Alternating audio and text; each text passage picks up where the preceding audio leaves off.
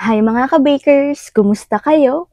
Ngayon naman ay gagawa tayo ng makapuno egg tart. Handa na ba kayo? Sa paggawa ng crust, ang mga kailangan natin ay soft flour to 50 grams, bread flour to 50 grams, butter or margarine to 50 grams, asukal 50 grams, at tubig na 1/2 cup. Ilagay na natin ang soft flour, bread flour, at margarine. Or kung wala po tayong margarine ay butter. Kung wala po tayong butter ay pwede po ang shortening. At syempre po atin na po itong hinalo-halo. Durugon lamang po natin ang ating butter or margarine.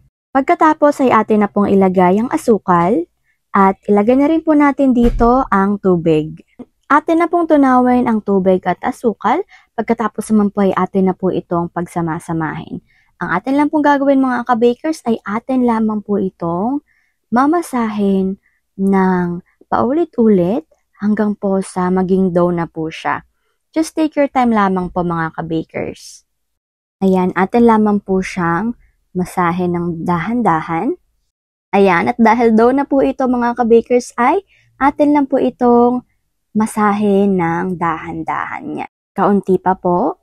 Pagkatapos naman po ay atin na pong kuhanin sa lalagyan nito at atin na po itong papahabain dahil po atin na nga po itong hahatiin. At yung hati nga po pala, or kada isa nga po pala nito ay 60 grams po.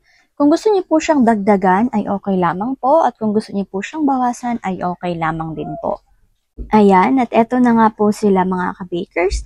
Ang next naman po nito ay atin po itong ilalagay sa ating dusting flour at pagkatapos po ay atin po itong papahabain. Lagyan lamang po atin ng dusting flour.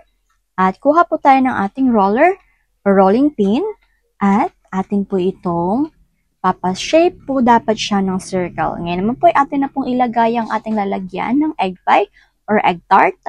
Ito po yung mga molde ng mga egg tart or egg pie or kahit na ano pong pie, mga buko pie, mga ganyan po. Siyempre, atin lang po siyang i-shape. Kailangan po yung kuha po niya yung shape ng ating molde. Huwag lamang pong sobrang diinan, di naman po madaling masira or mapunit ang ating crust, pero hindi naman po siya kailangan diinan ng masyado.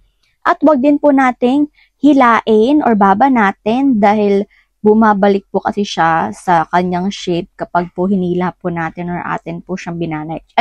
Bumabalik po siya or umuurong po siya mga ka-bakers. Kaya atin lang pong gawin is i-shape natin siya ng pabilog pagkatapos natin pong pisilin ng kaunti para makuha po yung shape ng ating molde at atin na pong tanggalin ng excess. Yun lamang po, hindi po natin siya kailangan banatin. At syempre naman po, eto na nga po ang ating mga nagawa. Ayan, ito na po siya mga ka-bakers. Yan na po siya lahat. At yan na po ang 15 pieces nga po pala na crust na ating nagawa. Next naman po ay 3 pieces na buko. Ito nga po pala ay malalaking buko or kung ano man po ang gusto nyo, ay maglagay na rin po tayo ng buko sa ating crust. Yung dami naman po ay kayo na po ang bahala. Pwede po nating ubusin yung 3 pieces na buko para po ilagay po natin lahat sa ating 15 pieces na egg tart. Kung nadadamihan po kayo sa buko, ay pwede nyo pong bawasan.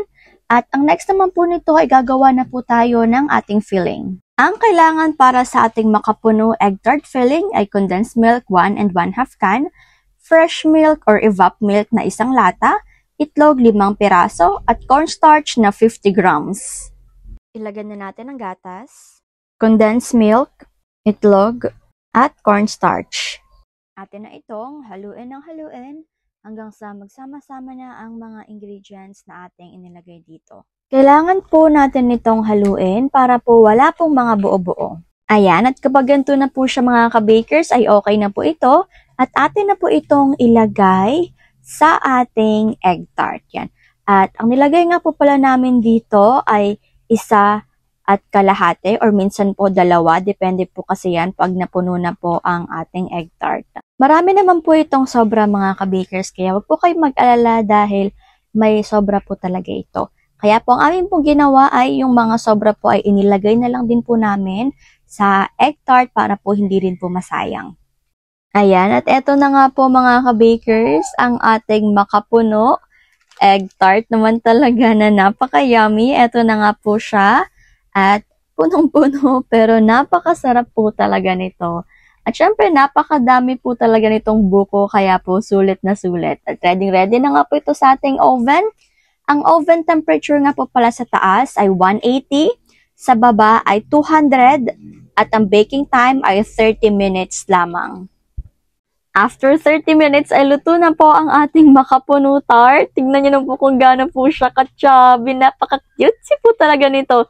Ayan, eto na po siya kapag malamig na mga ka-bakers. Ito naman po ang kagandahan po talaga sa kanila. Dahil una-una, ang ganda po talaga nila sa mata. Pangalawa ay napakasarap po talaga nila mga ka-bakers. Abay, nagugutom na naman po ako kahit kakakain ko lang po. Mapapansin po natin na hindi po bumagsak ang ating egg tart noong naluto na. Abay, napaka-yummy po kasi talaga nito. Kaya naman atin naman po siyang buksan. At ayan nga po, napaka-swak talaga ng kanyang loob. Napakadaming buko.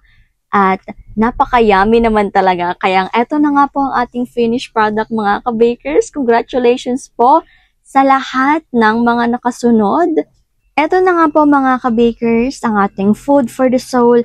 Ngayon, Kawikaan 12 verse 18. Ang matalas na pananalita ay sumusugat ng damdamin, ngunit sa magandang pananalita, sakit ng loob ay gumagaling. Amen, amen, amen! Sa verse 19 nga po, ang tapat na labi ay mananatili kailanman. Mga ka-bakers, hanggang rito na lang po muna ako. Paalam muna. Take care at higit sa lahat ay God bless.